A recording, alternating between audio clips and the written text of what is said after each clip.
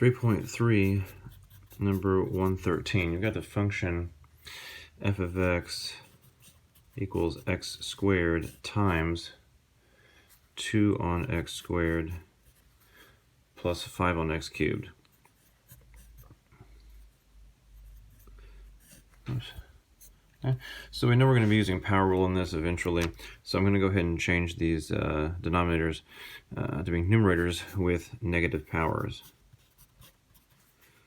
So x squared times, just for the sake of taking the derivative, make it easier to think about, rewrite these as powers, not in the numerator. I can't apply the power rule directly to denominators. So now we see that the most outer thing happening is the product here.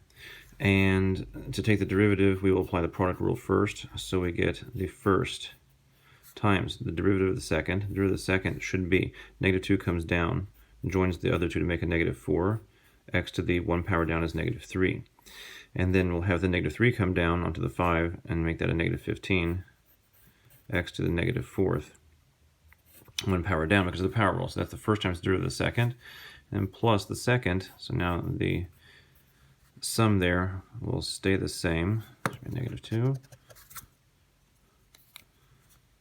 Negative 2 plus 5x to the negative 3. Nothing changed about that. So second times derivative of the first is just regular power rule 2x. So we have a 2x there. Now we'll just simplify as much as possible. So running x squared through here, you have x squared times x to the negative 3 is x to the negative first. X squared times x to the negative 4 is x to the negative 2. So we should have negative 4 x to the negative first minus 15 x to the negative 2. And over here when the 2x moves in, we'll have 4x to the negative first. 4x to the negative first plus 10x to the negative 2. Okay. So now we just combine whatever like terms we have, because we have negative 4x to the first and 4x to the first is going to cancel there, and then we have a negative 5x to the negative 2 altogether from these two terms. Negative 5x to the negative 2. We'll rewrite that without negative exponents. So we get negative 5 on x squared. Okay. That's if you're using the product rule from the beginning, which is kind of what the problem suggests. But what could you have done from the very beginning? You could have multiplied through immediately, right? Alternatively.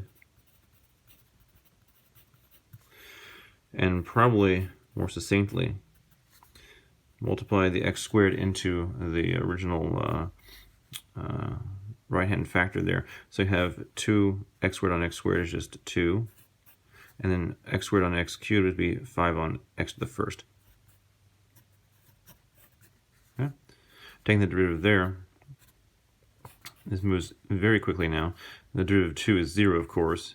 And if I view this as 5x to the negative first, the negative 1 comes down, we'll get negative 5x, the power goes down to negative 2, and we'll rewrite as negative 5 on x squared. So there's no harm in applying the operations talking about ahead of time if it'll make the expression easier to take the derivative.